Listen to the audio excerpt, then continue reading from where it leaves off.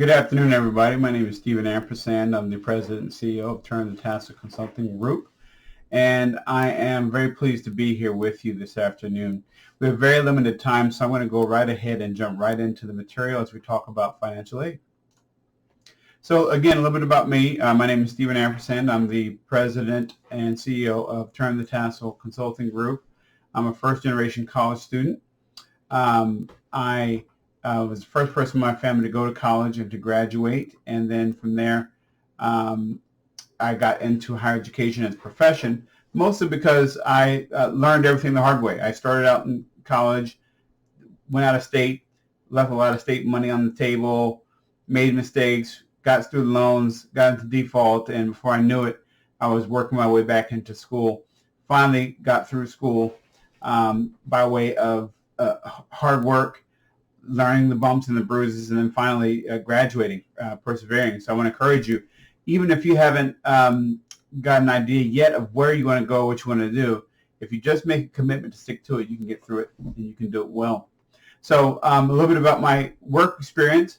I've got 17 years of higher education experience. I started as an admissions counselor at Pierce College in Philadelphia. I then became the assistant registrar at Cecil College, which is a community college in Northeast Maryland.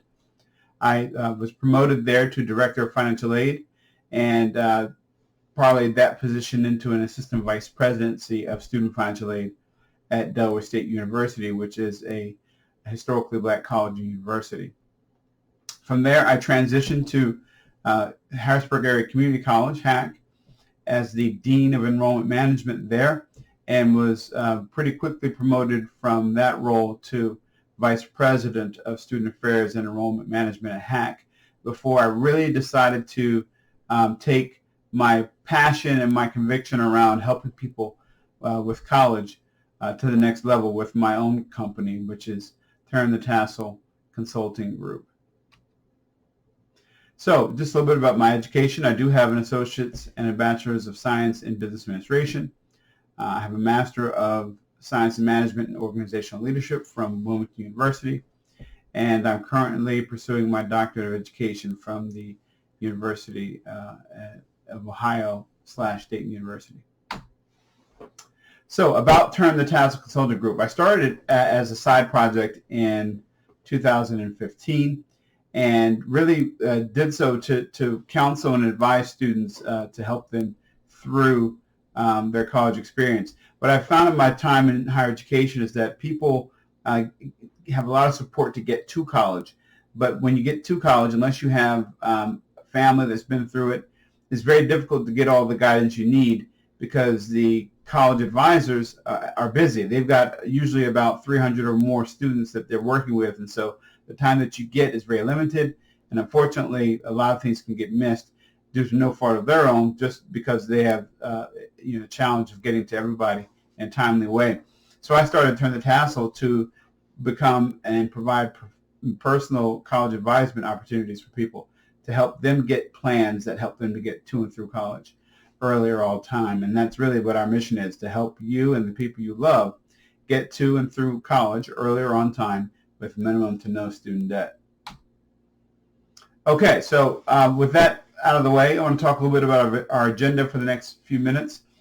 First thing I want to make sure we understand is, what is financial aid? How do I get it? And when should I apply? So, what is financial aid? Financial aid is an umbrella.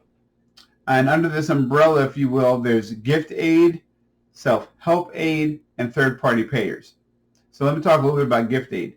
Gift aid is the aid that you want. It's the money that is provided to you that you don't have to pay back. It's scholarship, it's need-based aid in some cases, but essentially those monies go directly to your cost of education, and you don't have to pay anybody back for it. So that's the aid that you want. Then you have self-help aid. Self-help aid is essentially your student loan programs. And that is everything from private student loans that banks can offer you to the federal student aid loan programs, the direct loan programs that are available to students. And there's different kinds of loans. There's subsidized loans and there's unsubsidized loans. I won't get into the details of that, but suffice it to say, you want to get as much gift aid as you can and minimize the amount of self-help aid that you acquire, because ultimately you have to pay the self-help aid back. And then, of course, you have third-party payers, and I would describe this as outside scholarships. Sometimes churches will provide scholarships. The Rotary Club, the Lions Club, and other community organizations will provide scholarships.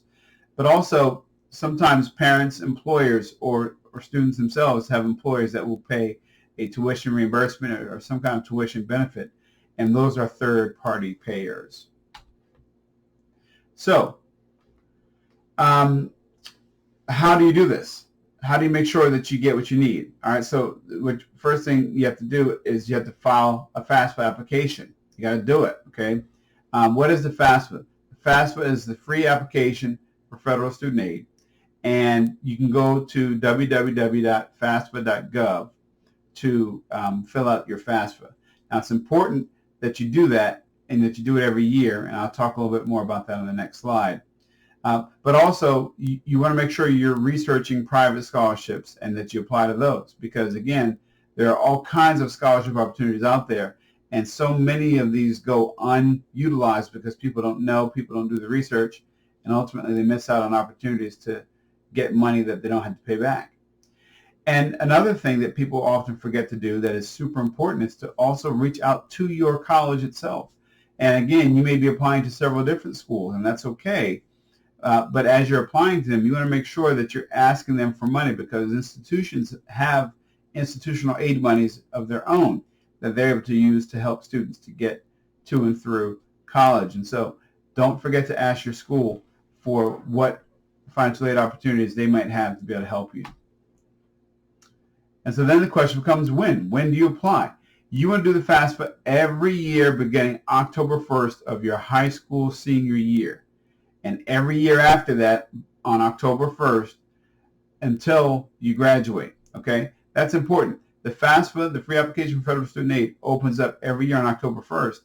And the earlier you do it, the better, because the gift aid that we talked about a little while ago is almost always offered on a first-come, first-served basis. So what that means is colleges and universities will look at the date that you submitted your FAFSA, that was processed and routed to their institution. And that becomes their order of awarding the gift aid. Gift aid is unique because, unlike the student loan programs that are bottomless, gift aid typically is a set allocation that each school gets. And so they can award all the way up to the number, and then once they hit that number, there's no more to award. So even if you qualify for it, you can't get it because they've awarded it out to all the other students who asked for it first.